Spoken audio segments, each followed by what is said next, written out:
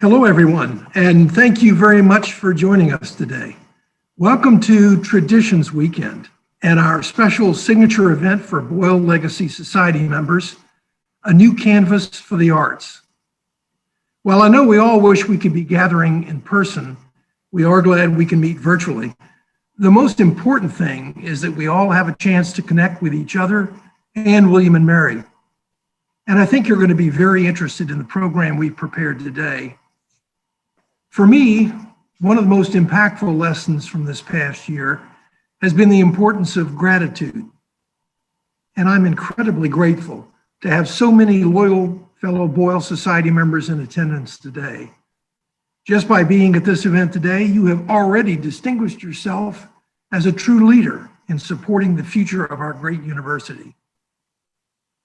I'm sincerely grateful for you and the more than 106 new Boyle Society members who have joined our ranks since our last in-person gathering in April 2019. Thank you. Even during this pandemic, it seems that nearly every corner of our campus is being touched in some way by incredible philanthropy. Last month, the university announced a $55 million all-in athletics campaign to help secure both immediate and long-term support for all our tribe teams. The effort includes a new sports performance center and a revitalized Kaplan Arena as part of a reimagined home for William and Mary athletics. This effort will certainly be transformative for both tribe athletes and fans everywhere. Across campus, an addition to the Sadler Center is underway, as are renovations to the vacant Student Health Center, and they will improve operations and accessibility for many student affairs functions. And the William and Mary Arts Quarter, which features a renovated Phi Beta Kappa Memorial Hall and the new music building, continues to take shape. There is no doubt that William and Mary is moving boldly into the future. Now it's my great pleasure to introduce President Catherine Rowe, who joins me in welcoming you and will share an update about the university. Thank you, Howard. Good afternoon, everybody. It's a pleasure to speak with you virtually, though I look forward with so much excitement to next year. It will be wonderful to be together in person again. Today, I want to reflect back and also look ahead with hope. We are more than 1 year into pandemic. We've all experienced loss compounded by weariness and division. We've also witnessed incredible breakthroughs. In my conversation with Dr. Fauci earlier in the year, he affirmed that the vaccine is the real success story of this year. So effective, developed so quickly. Boyle Society members will know that this is not the first time that our nation and our university have weathered incredible adversity. Throughout our history, William and Mary has pulled together at critical moments. When I look back over the past year, I will always remember how the alma mater of the nation came together. We discovered ways to learn safely in person, relying on robust testing, shared norms, and sacrifice. Thanks to the commitment of our students, faculty, staff, and neighbors, we've been able to keep positive cases very, very low. Alumni have joined in our most cherished traditions, homecoming, Yule log, Charter Day, which were transformed into new formats that allowed so many more people to join from across the world.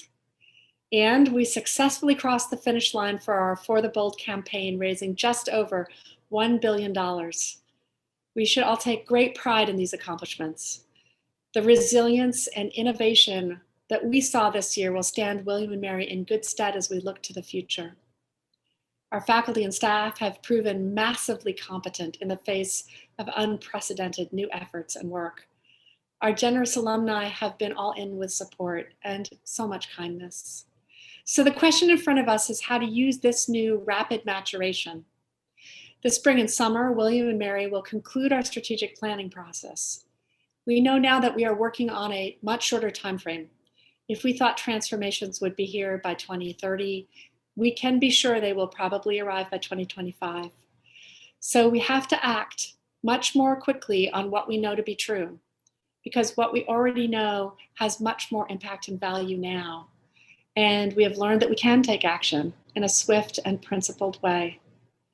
A core goal for our strategic plan is to gain positive momentum from William and Mary's effective pandemic response, as I just said.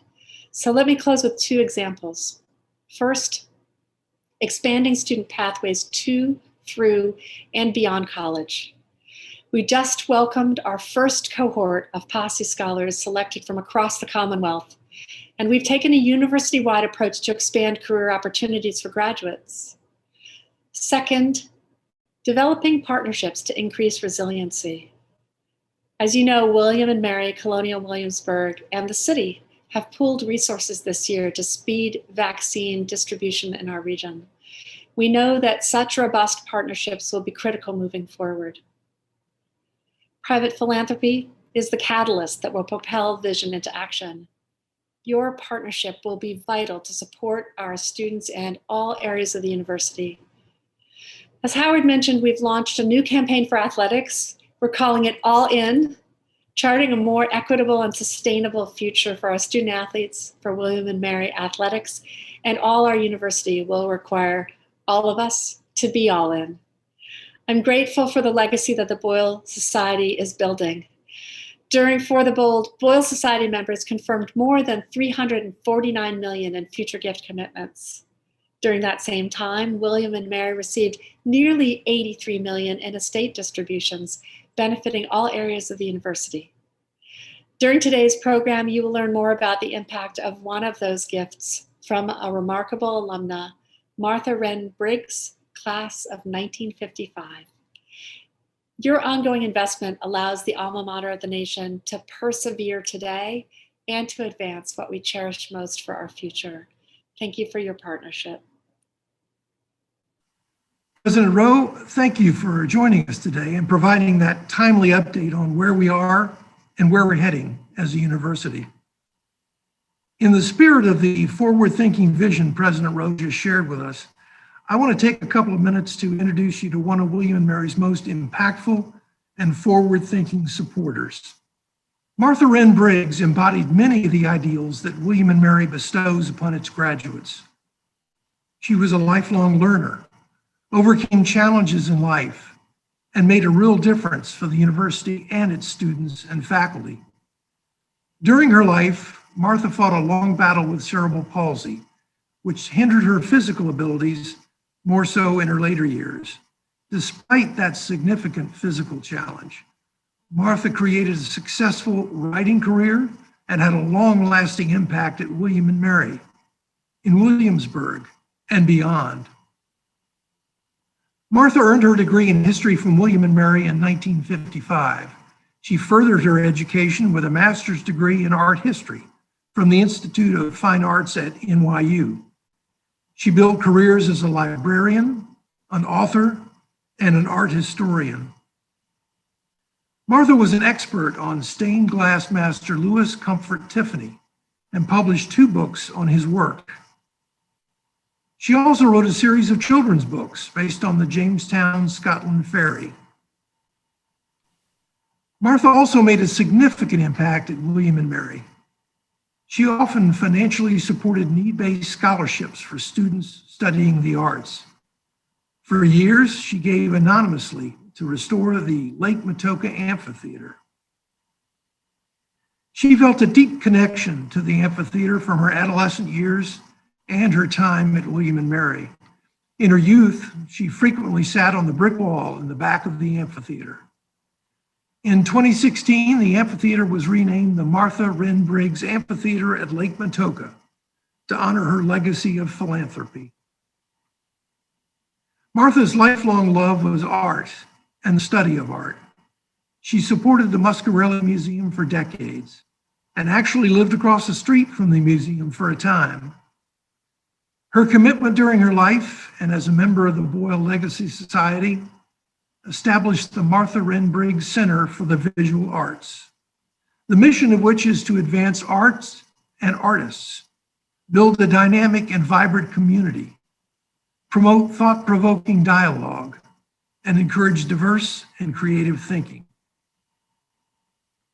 The center will be the new home of the Muscarelli Museum of Art and will house seminar and teaching spaces for interdisciplinary work, research, and engaged learning.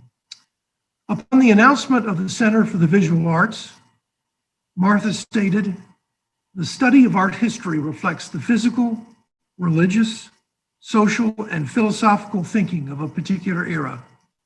With so much knowledge needing to be absorbed, students who study art and its history must be well educated in many subjects to give a work of art its proper interpretation.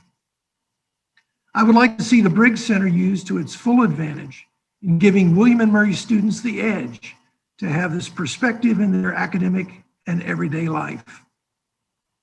We are deeply honored by her vision and generosity. It is impossible to imagine how many thousands of lives she has touched and will continue to touch with her remarkable gifts."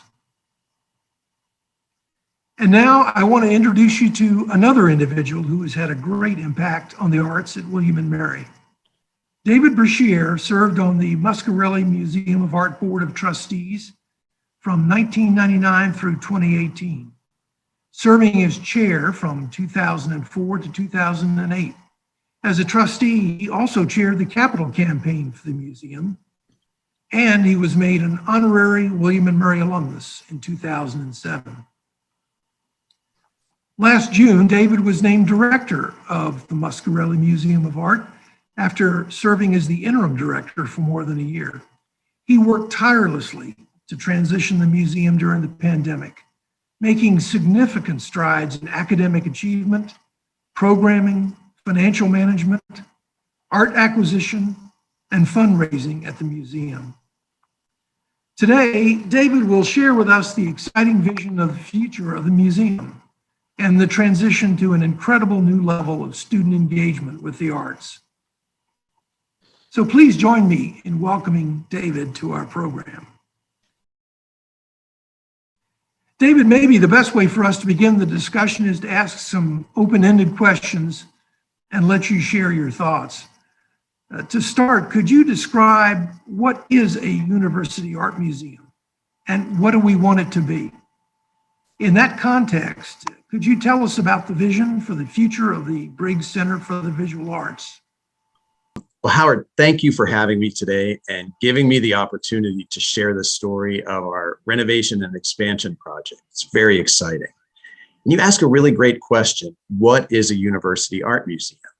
I can tell you a university art museum is very different from a civic art museum.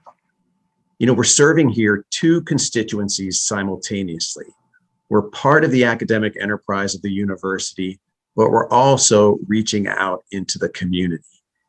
And we're a very interesting point of intersection between the campus and the broader community. It's a remarkable resource to have on a college campus.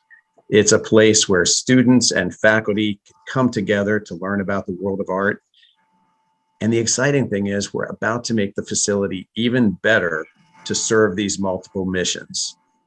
So let me show you what I'm talking about. I've brought a video that was prepared by our architects, which should help to visualize the direction in which we are headed.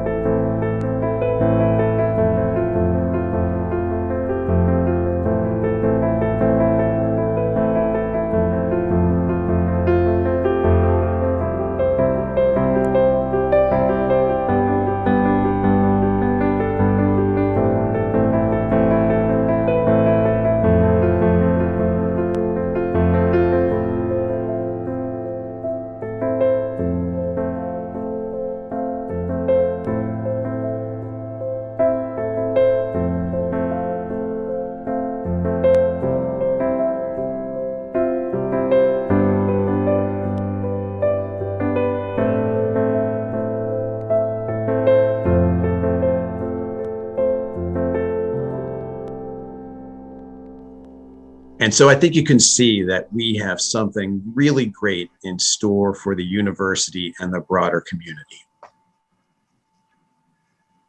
Well, David, how will these changes impact the future of learning at William & Mary? And can you give us a few examples of student work and faculty engagement?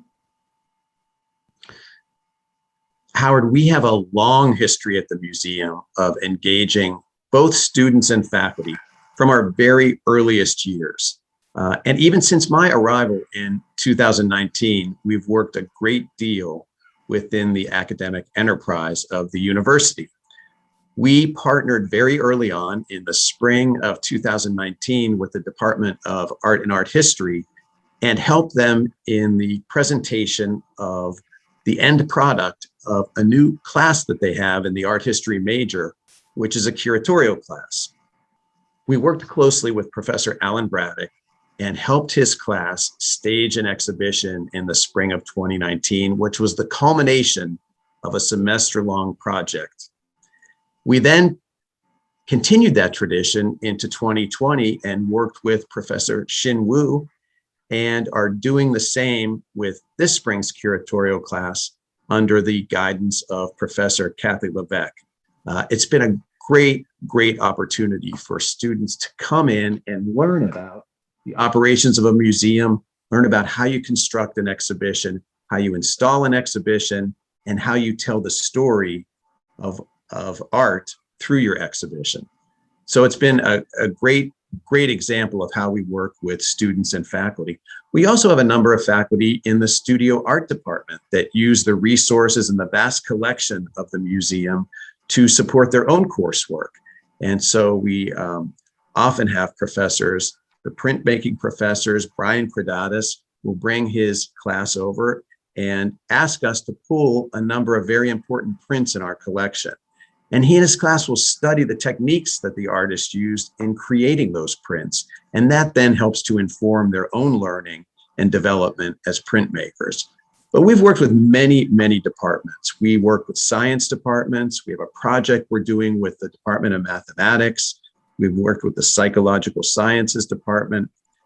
It's really exciting to think about all the different ways that we can touch into the academic departments across the university.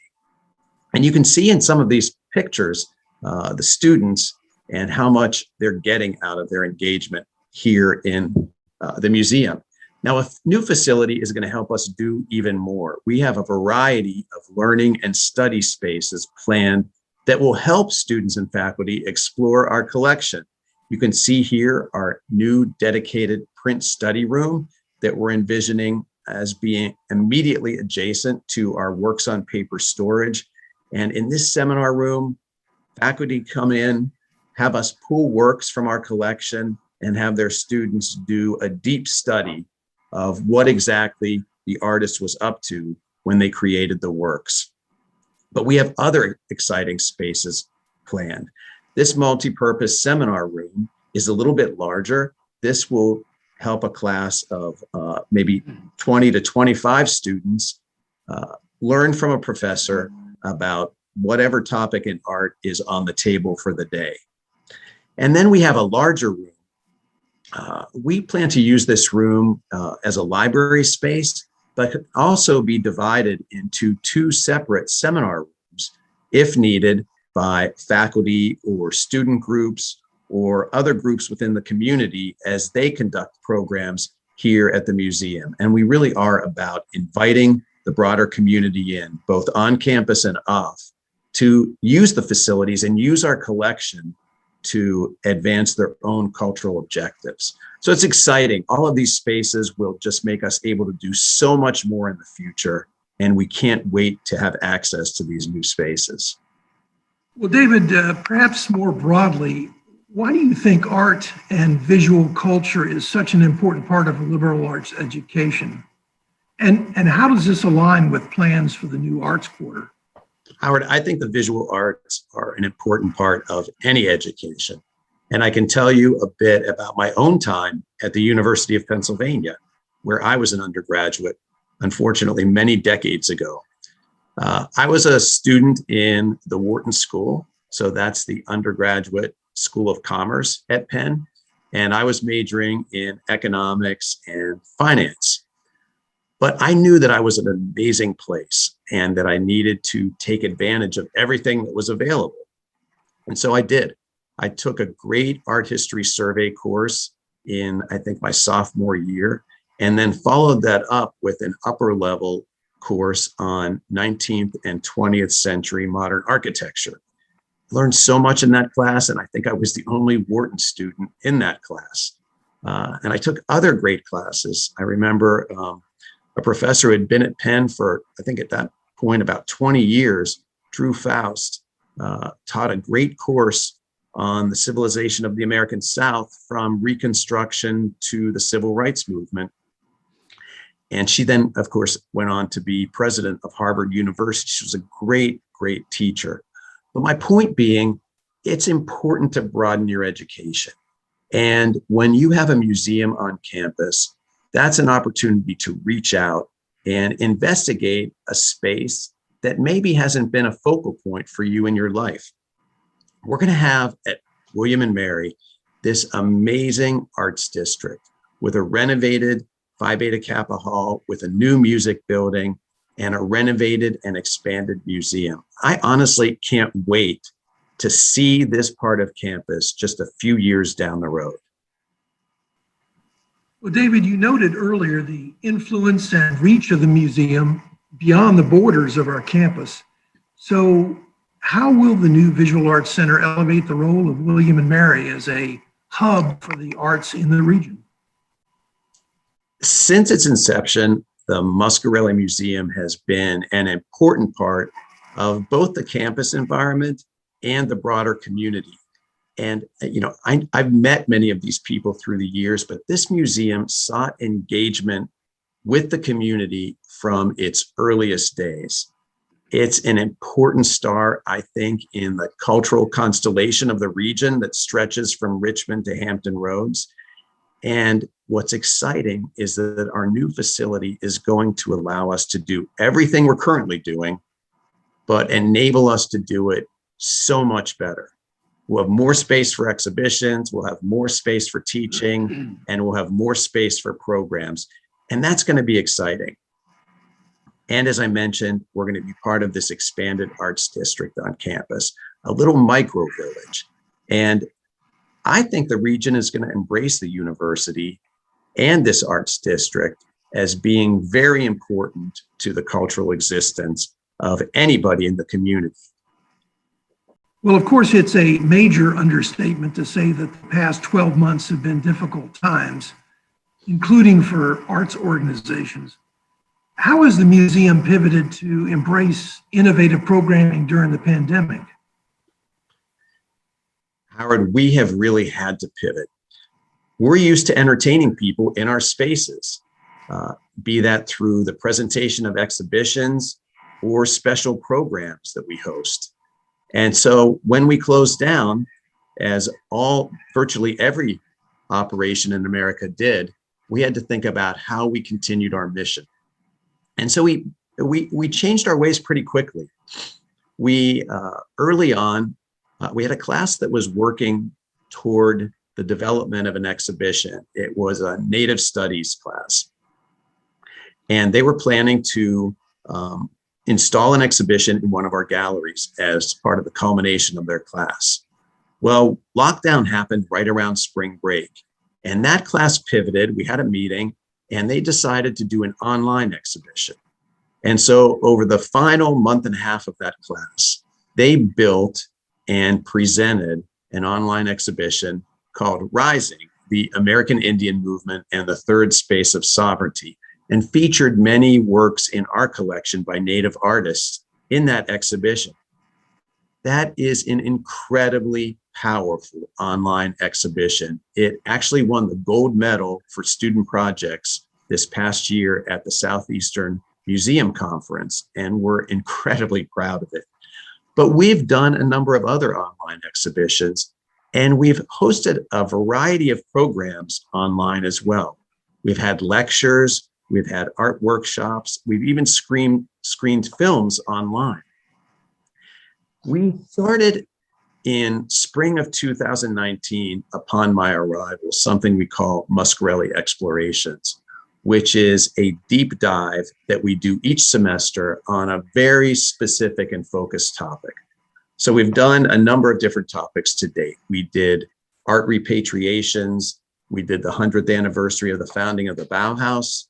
We've drilled deep on the history of photography. We did art forgeries this past fall. And this spring, our Muscarelli Explorations topic is healing by design, an investigation of how art and the built environment help us to work through traumatic instances in our collective lives. And so a number of these programs, obviously beginning in last spring, we had to pivot into the virtual world. And so we've had these amazing speakers come to speak with us, but from a remote location. And we've had an amazing spring. We had Jan Scruggs on the screen just a few weeks back. He is the Vietnam veteran who was the force behind the creation of the Vietnam Veterans Memorial in Washington. And it was a really wonderful discussion about a film with the filmmaker. And the film had been made on the topic of the memorial. And just last week, we had a program with Michael Arad, who is the designer of the World Trade Center Memorial, the 9/11 Memorial in Southern Manhattan. Those amazing, amazing reflecting pools that are in the footprints of the two towers. What an amazing conversation that was with Michael. And we had a broad audience stretching from across, really across the country that joined us for that session. So we've done a lot of things differently to deal with the pandemic, but I can tell you, many of them have worked well, and we think we'll continue to do more online programming in the future than we were doing before pandemic, both in the exhibition space, but also in the programming space. So it's been an opportunity for us to learn, and I think we're better for it, quite frankly. It's easy to say that now, a year after we were all very frightened at the onset, but I think we're better off at the museum because of what we've learned in the past year. Well, David, continuing our look into the future and taking into account the plans and aspirations for the arts at William and Mary, let's say 2 years from now, how are you going to measure success? Howard, 2 years from now is a very exciting time for the museum because we'll be celebrating in 2023 our 40th anniversary. The museum came into existence in 1983. We're celebrating 4 decades of impact, both on campus and in the broader community. We're thrilled that we think we'll be bringing online our renovated and expanded facility in the second half of 2023. So it's going to be a great way to celebrate our 40th anniversary. And we'll be looking forward to broadening our engagement, to delivering more amazing exhibitions and more programming, and really to being an enhanced center for learning. So I think we have an incredibly bright future. And 2 years from now, I'm going to invite everybody on this program to come and celebrate with us because we're going to have a lot of fun. David, thank you again for joining us today. It's been really interesting to witness your vision and to learn more about the remarkable future in store for the arts at William and Mary. Well, Howard, thank you so much for having me. It's been a pleasure to be with you, and I look forward to seeing everybody sometime soon at the museum. If you want to learn more about anything that we talked about today, I think my contact information is up on the screen. You can send me an email or give me a call. Love to hear from anybody. Thanks again, David. I want to finish out our time together today by saying how grateful I am to each of you for maintaining a connection to the Boyle Society through volunteering, engagement, idea sharing, and much more. Here are some numbers to underscore just how important your membership in the Boyle Society truly is. During the For the Bold campaign, Royal Society members have made estate commitments and established charitable gift annuities and trusts totaling more than $349 million. As the chart reflects, of the $1.04 billion raised during the campaign, more than 33%, or fully 1/3, was from deferred giving. The generosity and dedication of our more than 2,100 members, hailing from 48 states and territories and 10 countries, will change countless lives and keep our beloved institution on the path towards a remarkable future. On behalf of all of our current and future William and Mary communities, I extend our sincere gratitude for your incredible commitment to William and Mary. Your leadership and vision for William and Mary has the power to transform the future of our university for all time coming, and we will continue to thrive. Thank you. And now, I hope you'll join me in our time-honored tradition by ending our program with the alma mater. So feel free to sing along in the privacy of your own home, and many thanks for joining us today. Hark the students' voices swelling, strong and true and clear. Alma mater's love they're telling, ringing far and near. William and Mary, loved of old, hark upon the gale. Hear the thunder of our chorus, Alma Mater hail. God our Father, hear our voices, listen to our cry. Bless the college of our fathers, let her never die. William and Mary, loved of old, hark upon the gale.